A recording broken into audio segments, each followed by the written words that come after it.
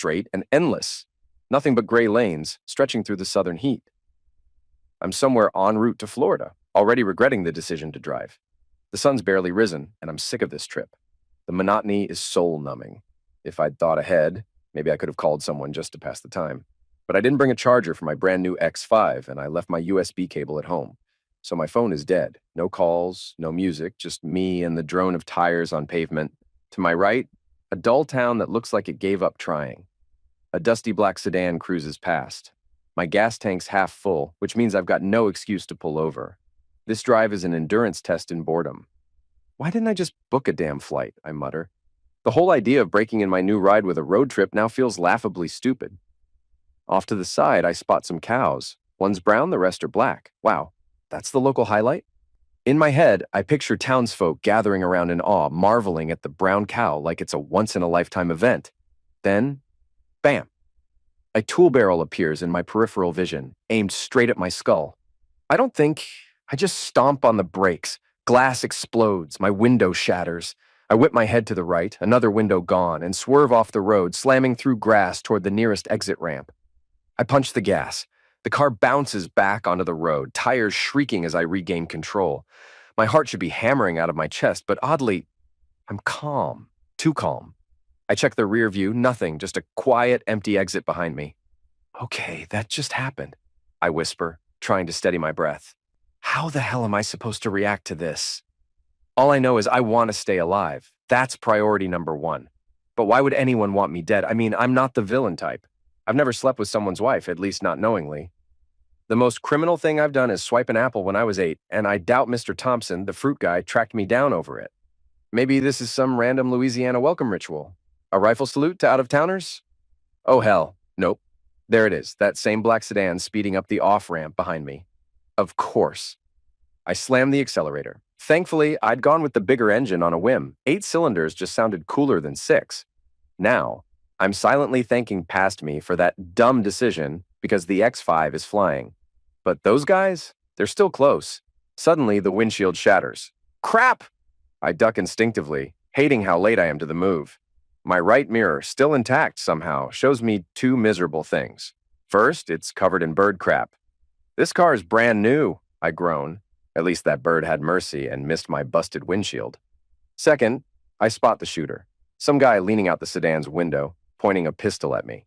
He looks like a dime store gangster from a black and white movie. Only without the cool hat. If I'm getting shot today, I mutter, can we at least make it cinematic? Up ahead, a dirt trail cuts off the road. It's narrow, rough, and perfect. I veer onto it, brake hard, then tool the throttle again. This is where my SUV earns its paycheck. They're in a car. They won't handle this well. I don't even know where I'm going. Louisiana backroads, maybe. The speedometer hits triple digits, and I'm gripping the wheel like my life depends on it. Because it literally does. A massive cloud of dust kicks up behind me, obscuring everything. It gives away my position, sure, but it also blinds anyone following. Good luck chasing me through that mess. Then the steering wheel jerks, the dashboard lights up. Damn it, they hit a tire! The pressure warning confirms it, but the car holds steady, at least for now. Still, it's hopeless. If I couldn't lose them on 4 wheels, I'm not surviving this with 3. I slam on the brakes, throw the door open, and take off on foot. No strategy, just adrenaline. A few trees dot the landscape, but not enough to vanish into. I don't even check behind me, I just run. No destination, no plan, just me sprinting like hell's on my heels. Because it is. The tree to my right practically explodes. Its bark shreds into a spray of splinters. I don't slow down. I don't flinch. Survival is the only thing that matters now. I don't know how many people are after me. Maybe 1, maybe 2, probably 2. Movies always show 2 cops working together, but hired butchers? They usually operate solo. Still, does it make a difference? Not really. Oddly enough, a whole reel of thoughts is playing in my head. Strange, considering these might be the last minutes of my life. Well, that was a ride, I think with surprising clarity. That simple phrase feels like it sums things up. When you're staring death in the face, stick with the classics. It's tragic, though. My charmed life ending so abruptly at just 29. I'd hit the jackpot in life's lottery. Maybe it doesn't show today, but I've always been considered attractive. I never paid much attention to looks, especially not my own. But certain women made it pretty clear they thought otherwise. And honestly, The rest of the world's opinion? Not my concern. A fork appears in the path. I take a quick left. Why not? I'm lost anyway, and at this point, direction doesn't matter. Moving forward is the only thing that counts. I keep running, not because I think it'll save me, but because I'm wired to resist giving up. My phone? Dead. Cops in the area? That would be 0. Same count for fellow humans. I've got no tool, no combat training, never spent time around Navy SEALs or any of those action movie types. I'm just an ordinary guy who hates conflict. I veer off onto some grass. The dirt path looks like it's just waiting to trip me. My odds aren't great. A pro with a tool is on my tail, and I'm a soft target, a pampered guy with no survival skills. My last real fight was in middle school against Timmy Burns. He beat me, by the way. Born rich, raised rich, destined to be rich. Legacy money padded my life from day one. I was smart enough to get into an Ivy League school, sure, but I never planned on using my degree for anything serious. My life has been one long, comfortable detour. Fast cars, expensive homes, beautiful women, and nothing of value left behind. You're useless, I tell myself, lungs burning. No kids, no responsibilities. A waste of space. This epiphany hits as I bolt down a back road somewhere in the southern wilds. It's clear now. I could disappear and nothing in the world would change. No one would care. The realization stings, and it's way too late to rewrite the script. Still, I have one small advantage. I've always been athletic. My legs are holding up. I don't hear footsteps behind me anymore. Even the bangs have stopped. Another split in the road. I take the left again. Maybe I've bought myself a few seconds. Maybe the distance is real. For all I know, an entire squad could be chasing me. I laugh to myself, imagining 10 guys in shades piling out of a cheap sedan like clowns at a circus. Realistically, no more than 4 or 5 guys could fit in that junker, and that's comforting in a twisted way. At least I'm not dying completely clueless. I finally have a decent guess why someone wants me gone. And honestly, I probably brought this on myself. The trail curves, and suddenly I burst into an open clearing. A rundown trailer park appears, like something out of a forgotten photo album. About 15 mobile homes are plopped down randomly, like some toddler scattered his toys without care. Not one of them lines up. They all face different directions. It's dead quiet, not a soul in sight. The trailers are decked out with random decorations, cheap lights, colored bulbs, tacky lawn crap. Somehow it all fits. The kind of place you can't judge by city standards. I scan for options and head toward the nicest looking trailer, skipping over one with a Jesus loves you bumper sticker. That just feels awkward right now. I bang on the door like my life depends on it, because it does. I'm off duty, lights off, comes a woman's bored voice from inside. Wait, what is this place? Some backwoods escort setup? I'm gasping for breath, heart pounding, but I'm relieved someone's actually home and not shooting at me. Please, I say, practically choking on the words. I need help. This is life or death. The door swings open fast, and I'm yanked inside. Darkness surrounds me. As my eyes adjust, I see her. Blonde, striking, not just pretty, breathtaking, like she walked out of an old movie. She doesn't belong here. Not in this trailer. Not out here in the middle of nowhere. Something about it feels all wrong. According to my internal logic, women who look like that don't work in trailers in the woods. She's shorter than me. Hands on her hips, looking me over. Her makeup's over the top, her outfit loud, but with a little styling, she'd be absolute perfection. And for a second, I forget someone is trying to eliminate me. The last thing I expect to see inside the trailer is a small library crammed onto dusty shelves. The contrast catches me off guard. Sorry to barge in like this, I say, still breathless, but someone's chasing me. Actually, someone's trying to liquidate me. Name's Josh, by the way. I stretch out my hand, hoping the gesture will lower her guard. I need her to see me as something other than a threat. She studies my hand for a beat, then slowly reaches out and takes it. Hi, Josh, I'm Mia. Her grip is firm but cautious. I take that as a positive sign. I may look like hell, sweaty, scraped up and shaken, but I have no plans to die today. I'm 26 and way too used to staying alive to give up now. Still, from her perspective, I'm a total stranger. For all she knows, I'm the bad guy. She may live in a battered trailer tucked deep in nowhere, but this woman is no fool. She's sharp, articulate, and even throws sarcasm around like a pro. Honestly, I admire her composure. Of all places to meet someone this quick-witted, God, I need her help. And this might be the first time in my life where charm could actually save me. It's also the first time it might not work. Reminds me of when Peggy Andrews slapped me in high school and walked away without a word. Just think about this, I say, voice steady but urgent.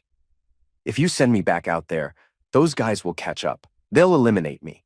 Then you'll have to live knowing you could have done something. It's manipulative. I know it, but I'm out of options. You're really betting everything on me having a conscience? She replies, her voice dry. Newsflash. You're talking to a hoe. I don't let go of her hand. In fact, I squeeze it. So, what's that got to do with morals? I'm not trying to guilt trip you. I swear this isn't your problem, and I don't want to drag you into it, but I'm terrified. And if I get liquidated, it'll ruin more than just my day. Her expression softens ever so slightly. That might be the crack I need. I know I don't look like someone worth saving right now, but maybe she sees past that. She sighs, long and low. Okay, what do you want from me? Just call the cops, my phone's dead. No signal out here, she says flatly. We don't have phones. This place is as off-grid as it gets. Fantastic. So much for backup. I glance at my watch. 15 hours until midnight. If I can make it that long, I'm in the clear. Assuming I survive. She gives me a long look, then something clicks behind her eyes. A decision. Follow me, she says. She heads toward the back of the trailer. I trail her, nerves taut. Mia, they'll come here. These are serious guys. We need somewhere safer. We're used to this kind of trouble, she replies. We've got undocumented folks hiding out all the time. She opens a closet, pushes a panel aside, and reveals a narrow, hidden compartment. I blink. This actually might work. Get in. They're already looking.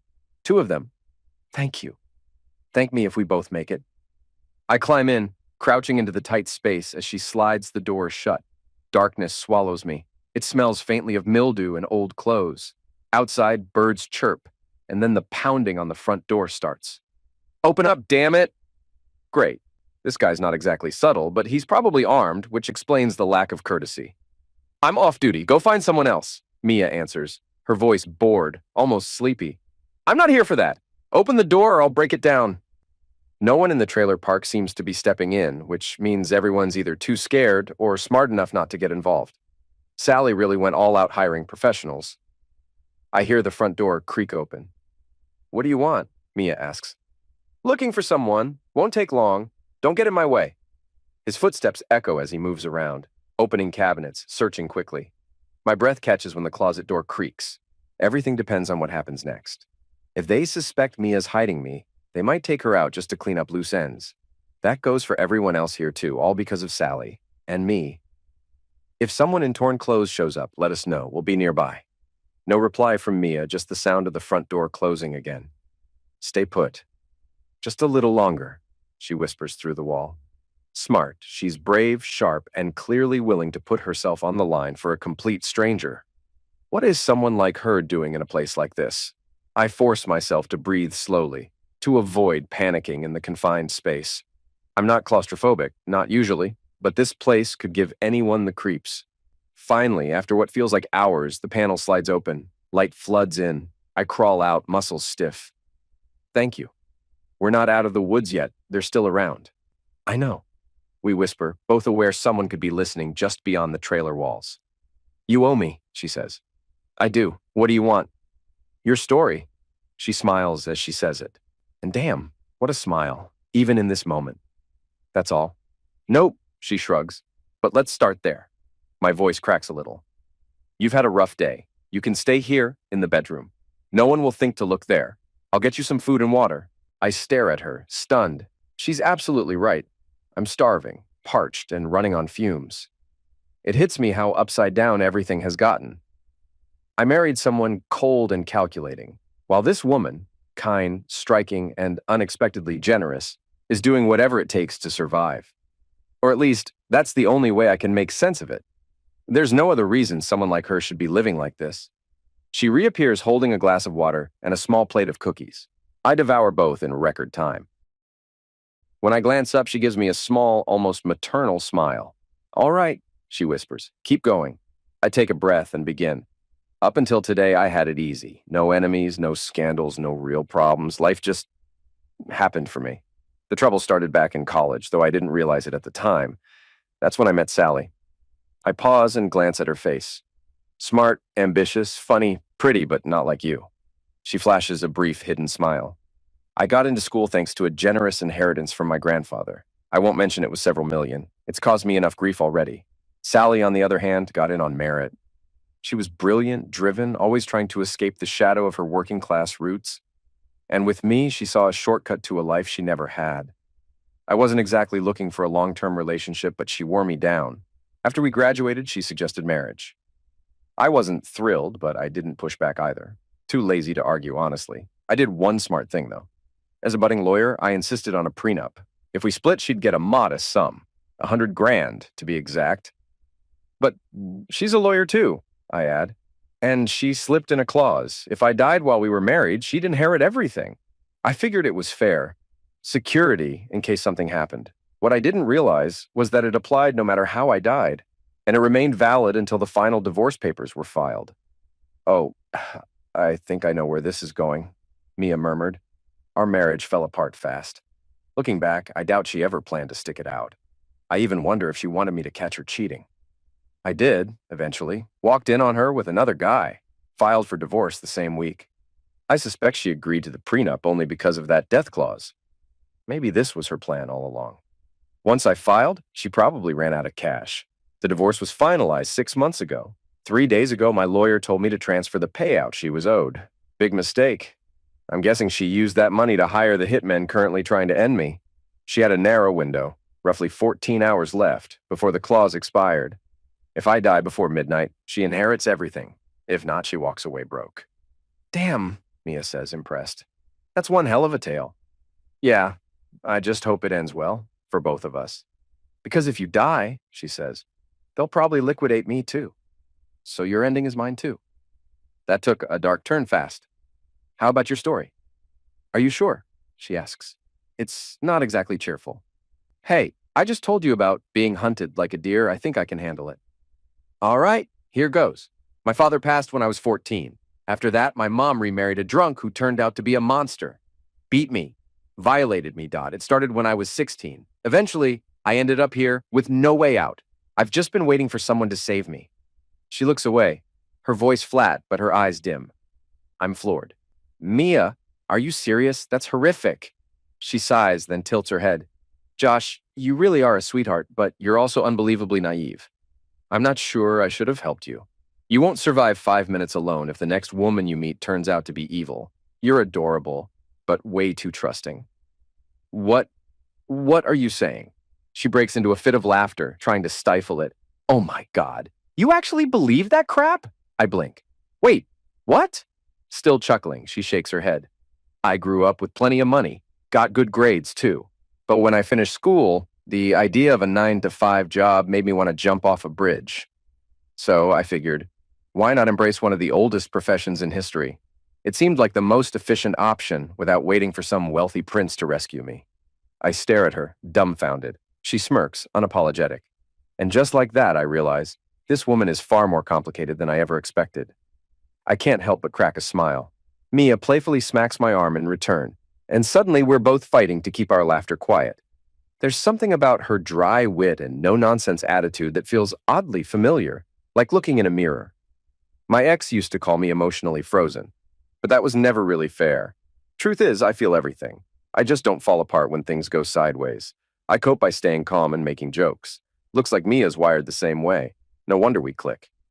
So, why work here of all places? I ask. She leans back, shrugging. Because I hate middlemen. They never actually protect us. All they do is stir up drama, skim money, and bring trouble. This way, I cut them out and deal directly. Makes sense, I say. But what about love? Real connection? You still want that? She looks me straight in the eyes. Absolutely. I'm a romantic at heart. I devour love stories, and yeah, I still dream about it, but don't confuse what I do here with anything real. Believe it or not, I've never actually made love to anyone. I raise an eyebrow. You're messing with me, right? Nope, not even a little. I've had closeness, sure, every kind you can imagine. But it's never meant anything. No affection, no intimacy, just routine, emotionless. So yeah, she still longs for real love, even if it's buried under layers of detachment. But the clients who walk through her door, they're not that kind. They're the leftovers, men who pay because they can't get what they want any other way. And let's be honest, the ones who don't have to pay, they don't come here. This isn't exactly the upscale version of the industry. It's tough remembering that decent guys exist, she says. I don't see many of them. Almost never, I say, flashing a smile. But we're out here. She chuckles softly. So you're not happy with this life? I'm not miserable either, she replies. But I know I can't keep doing this forever. Getting in is easy. Getting out, whole different story. I'm not sure I even have the qualifications for a normal job. I nod, sensing that the mood is turning serious, and, like always, I pivot away from the tension. Think we can stay hidden for the next 14 hours? If we're lucky, yeah. If Sheriff Clarkson and his deputy drop by to visit Clara and Becky like they usually do, they might pick up that something's wrong. Maybe the girls will say something. Whether the cops do anything with it is another story. We'll wait and hope. Josh, I'll have to turn the light on soon. If one of us doesn't take clients, the guys after you might get suspicious. You sure you're okay with that? She shrugs. It's my job. The question is, can you handle it? Honestly, maybe not. The truth?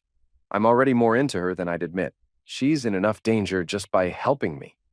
No way I'm going to make it harder on her by piling feelings on top of that. I get it, she says. You're not going to like hearing me with someone else.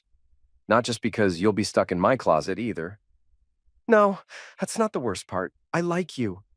And I'm not thrilled about listening to you do that. She sighs. Same here. I like you too. And I think for the first time, I might actually feel ashamed of what I do. I'm scared you'll look at me differently afterward. I won't. At least, I don't think I will. I don't even know what I'm supposed to feel. This is new territory for me. Yeah, for me too. Let's just get through it. You want me in the closet? It's your call. Stay there or head back to the hiding spot. Sitting among my clothes might be more comfortable. Honestly, could be worse. And so the next few hours pass, teaching me more than I expected. First off, I'm jealous. I don't want to be. I keep telling myself she's just a friend. But hearing voices from the other side of the wall, hearing men talk down to her, it burns. She doesn't play into it, though. She's calm, almost detached. No emotion, just controlled professionalism. But I feel it, that jealousy, which means I don't just like her as a friend. I want more. Second surprise, these clients talk like it's a trip to the grocery store. Hot day, huh? Gas prices are ridiculous. Peggy's pregnant. About time John and Marcia tied the knot. No flirting, no seduction. Just mundane small talk. And third, I like being in her closet.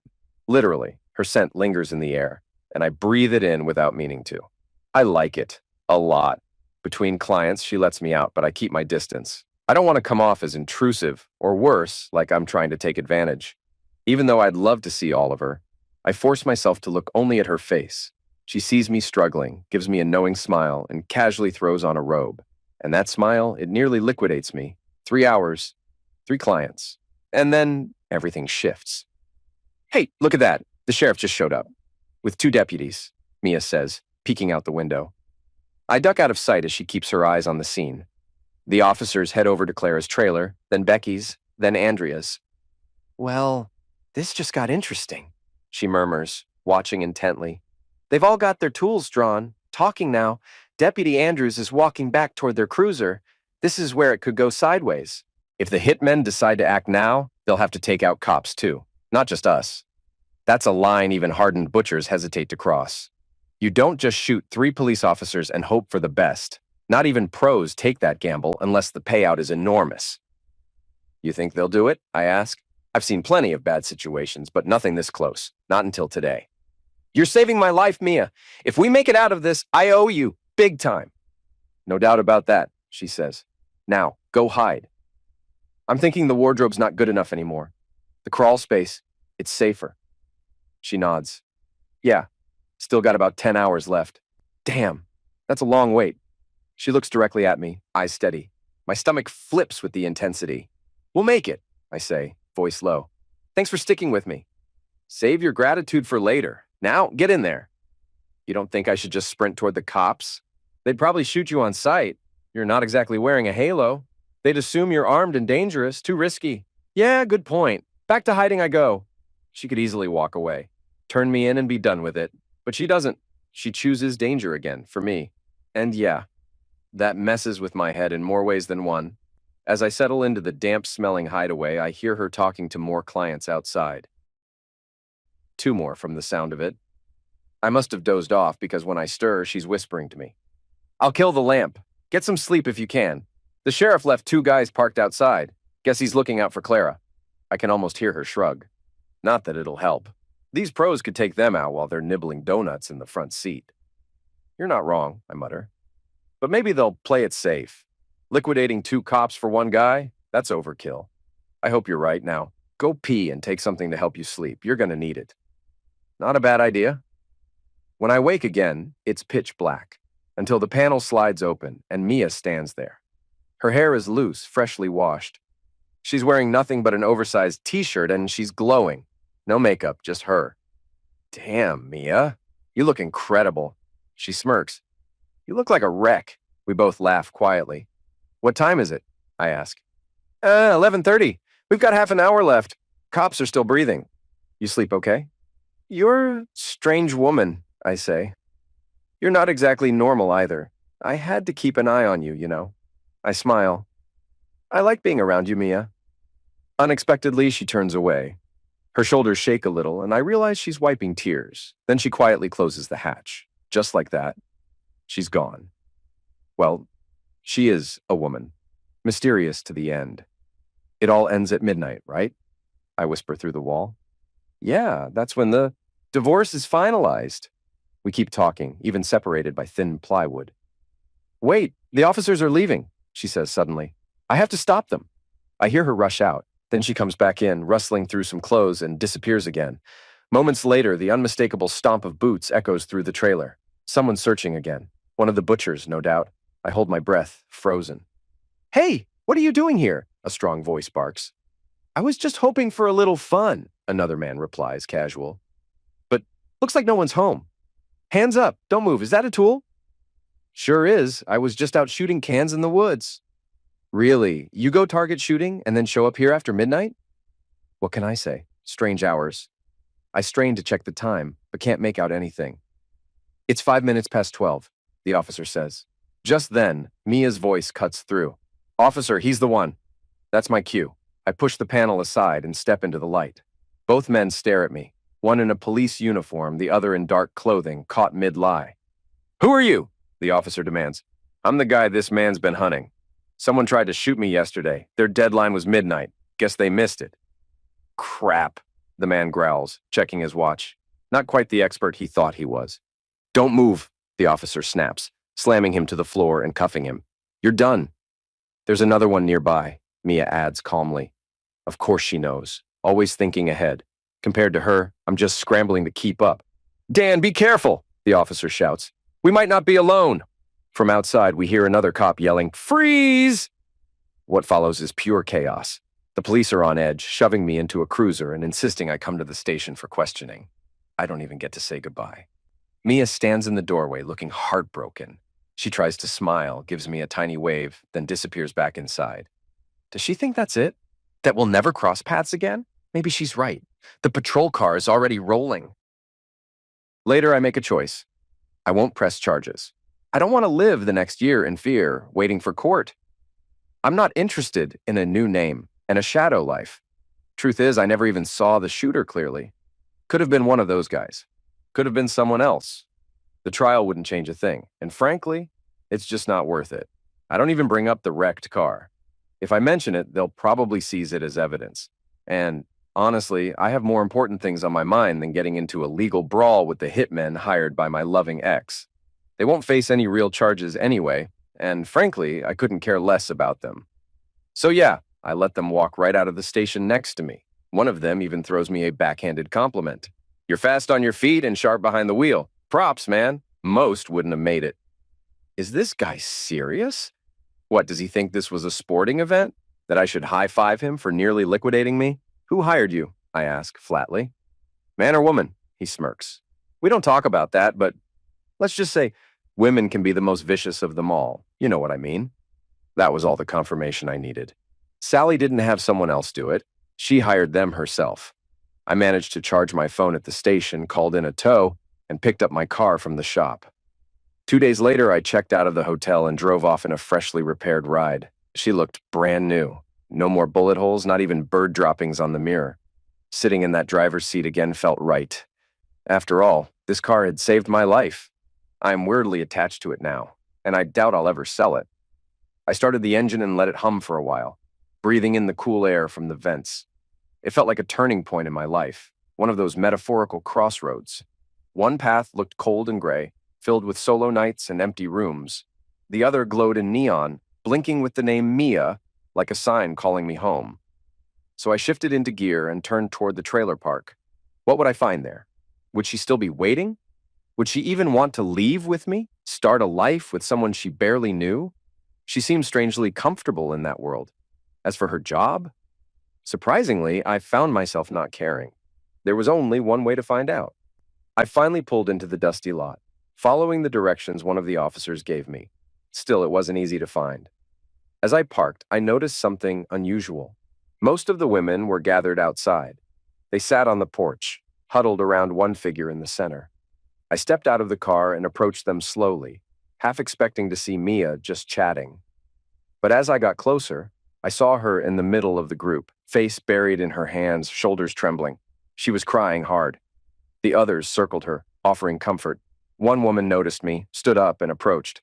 "Sorry, hon, we're closed today. Come back tomorrow." I blinked, surprised by the kindness in her voice. They were giving up a night's income just to support their friend. "I'm not a client. I came to see Mia. No one's stopping me." "You must be Josh," she said, raising a brow. "You better get over there. That girl's been shattered." Then she smiled. Mia hadn't seen me yet. She sat hunched over, elbows on her knees, face hidden. Two of her friends gently rubbed her back. She was completely consumed by grief, and yet I didn't feel regret. I felt hope.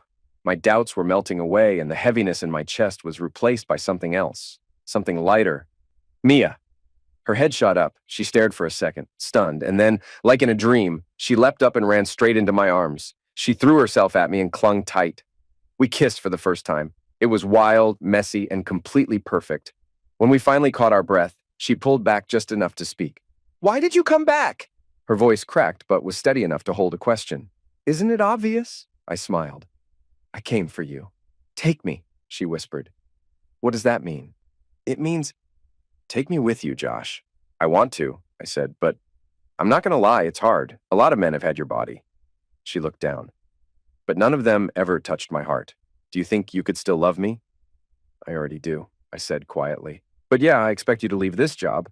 Suddenly she laughed, and it was magic. Pure, genuine laughter that lit her face like sunlight. I'd never heard it before, but now I never wanted to stop. "Then it's over, I quit. Anything else?"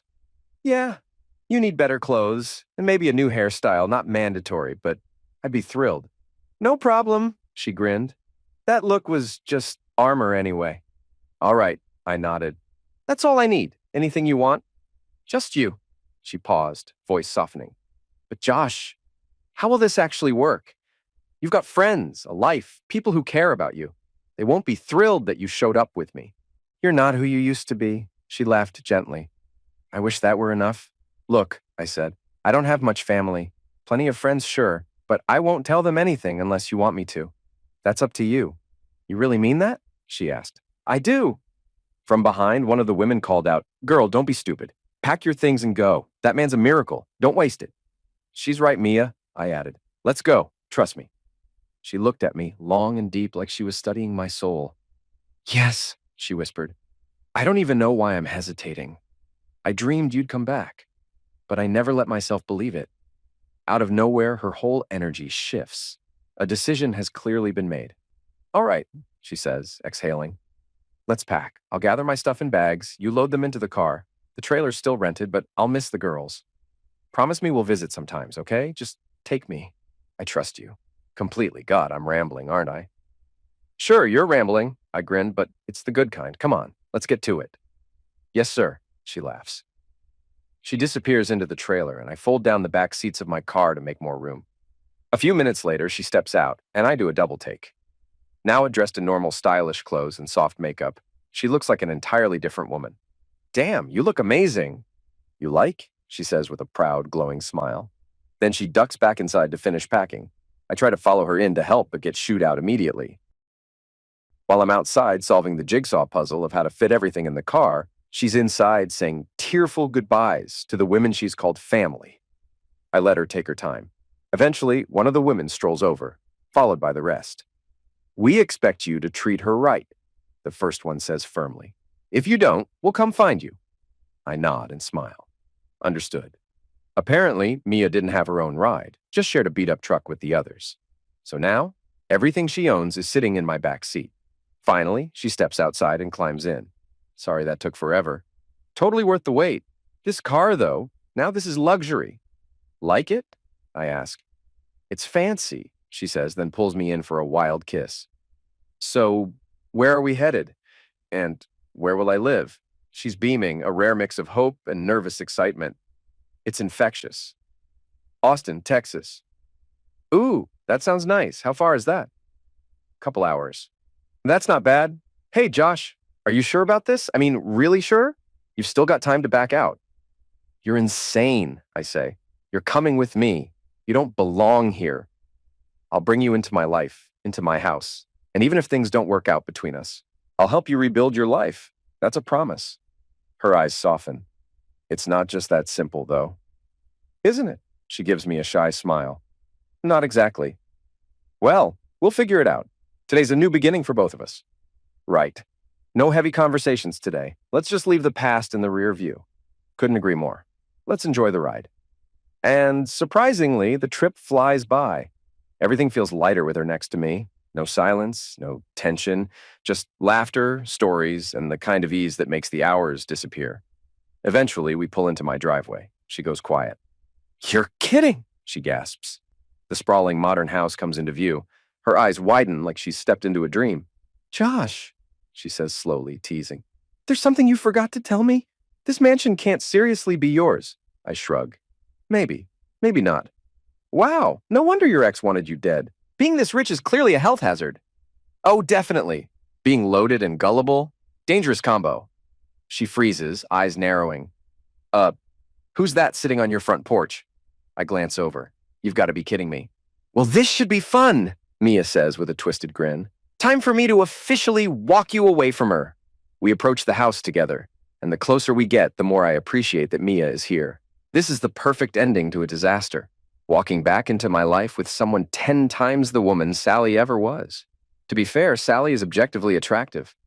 Long black hair, flawless makeup, designer clothes, every inch calculated. But Mia? She doesn't need enhancements. Her beauty is effortless.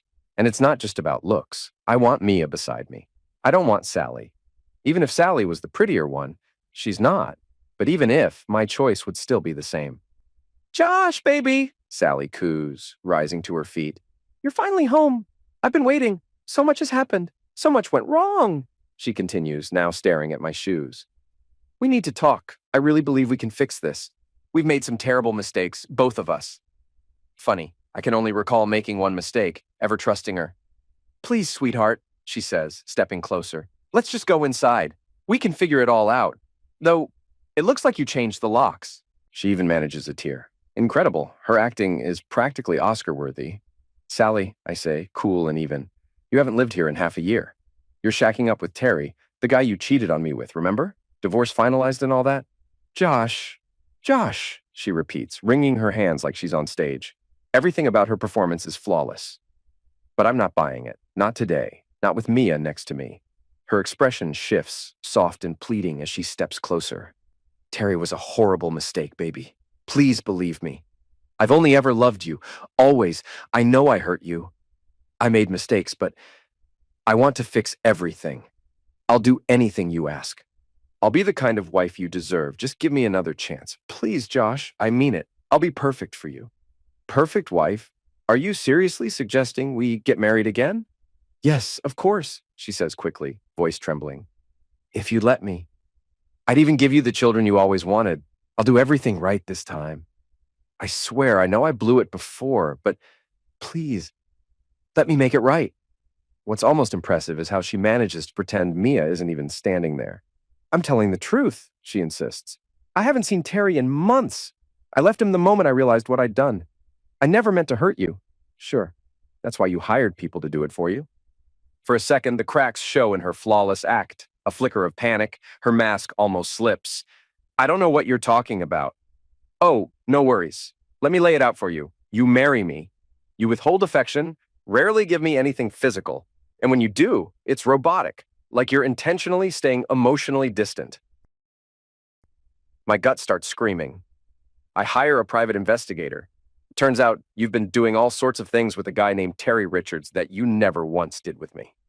You made sure that I saw the evidence myself. You were bold enough to insult me in front of him. Mocked me, called me a failure in bed. I kick you out. Then you remember the prenup. The part where if I die while we're still legally married, you inherit everything. You realize your window is closing. You wait for your final settlement, then blow it all hiring professionals. The timing's tight. I'm already en route to Florida, so they can't ambush me at home. They try on the highway, in broad daylight. Bold, but sloppy, and somehow I survive. Barely. Bullets nearly took my head off, and the only reason I'm standing here now is because this incredible woman, Mia, risked everything to protect a man she didn't even know. She didn't do it for money. She didn't even know I had any. The plan should have worked. I'd be dead, Mia, too. You'd be rich. But instead, we're both alive, and I'm still very much in possession of everything you wanted. You? You probably spent your last dime hiring those guys. Mia smirks beside me, and Sally, finally, looks like she might feel something close to shame. But I'm not finished. So here's the dilemma. Woman A is beautiful, manipulative, doesn't care about me, and tried to have me liquidated for my money. Woman B? Equally stunning, but brave, loyal, and possibly the only person who's looked at me like I'm more than a walking checkbook. Tough choice, right? I glance at Mia. I choose B. She laughs, a rich, heartfelt laugh that fills the space between us. God, it's magnetic. It's better than any dream. You're unbelievable, Mia, I murmur. You're beyond gorgeous. Instead of answering, she throws her arms around me and kisses me like she means it. That alone made everything worth it. All the fear, all the danger. I survived, and somehow I won. When we finally separate, we both notice Sally silently walking toward an old dented car. Before she can leave, Mia calls out gently. Sally, don't look so defeated. You had years of luxury. Honestly, you should be behind bars. This is a better outcome than you deserve. Sally pauses, then turns. You might be right, she says quietly. I know I lost. And I got lucky, considering how close I came to ruining everything. I'm not proud of what I did, but I am glad Josh is still alive. I'm angry, yeah, but not that angry. She breathes deeply and says the one thing I didn't expect. Truth is, I never really loved you, Josh. Not like you deserved. You're a good man, too good for someone like me. Mia, take care of him. He's kind. He's soft. He's not built for a world like this. Mia nods. Don't worry, and thank you for screwing things up so badly I could walk into his life. Try to be better next time, Sally. Sally smiles faintly. I'll try, and I genuinely wish you both the best. Strange. Part of me wants to return the sentiment, but I can't. Not yet. Whatever emotions I used to have for her are long gone. I don't hate her, I just don't understand her anymore. And I probably never will. In silence, we watch her drive off. You know, Mia, I say quietly, this is one of those moments we'll talk about forever. You mean when we're sitting by the fire, old and gray? She teases. Exactly. Telling our grandkids about the wild week that started it all. She chuckles. Sure, Grandpa outruns bullets and drives like a maniac, and Grandma saves the day. Though we might have to revise the backstory about my profession just a little. I laugh. All right, deal. Now, come on. I want to show you the house.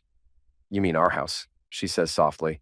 And suddenly, the weight of the moment crashes into me. I'm standing next to a woman I barely know. We've kissed, but never made love.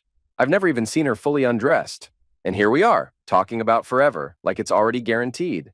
Am I naive? Yeah, probably, but for the first time in years. I'm okay with that. I decided not to rush anything. Whatever happens between us, I want it to unfold naturally. After all, we're not married. And unlike past experiences, there's no reason to assume she's secretly plotting to liquidate me. As we reach the front door, I unlock it and give her a playful bow. Your palace awaits, madam. Why, thank you, kind sir, she replies with a grin. Then she steps inside, and suddenly it's like she's 5 years old again on Christmas morning. Oh my God, Josh, this is amazing. Seriously, oh my God. She darts from room to room in excited wonder, exploring everything. Through the sliding glass doors, she sees the deck and the pool. She gasps at the fireplace, marvels at the chef's kitchen, nearly screams at the master bathroom with its view of the private garden and oversized jacuzzi. We're going to have so much fun here, she says, still spinning around with joy. She checks out the guest rooms, then ends her grand tour in the master bedroom. She leaps on the bed with a happy squeal. I'm not sure it compares to my luxury trailer, she jokes. I already miss the flickering neon lights, the moldy air, and the crushing boredom. What are you going to do to convince me to stay here? We both burst into laughter. Mia makes everything feel effortless. Even moments that could have been awkward are fun with her around. With mock sadness, I sigh. Yeah, not much here. Just an ancient BMW that barely made it up the driveway. Thing's pushing 3 weeks old. It's basically a relic.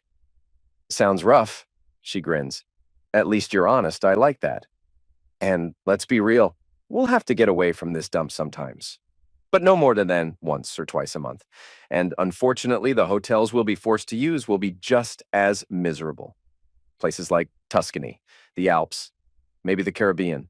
Wow, you're really piling on the misery. I guess I'll have to cope. Maybe I could ease the pain with closeness, but no more than, I don't know, several times a day. Tragic, I say. I was hoping for at least a decent life. Maybe you can distract me by, say, showing me your body. I need to know if it'll be enough to survive these terrible living conditions. I almost laugh, but manage to hold it in. I lift off my shirt, doing my best to look bashful. Her eyes lock on my torso, and her smug attitude vanishes for a second. Wow, she whispers. If this is what I've got to work with, I guess I can manage. I laugh and scoop her up, carrying her to the bedroom.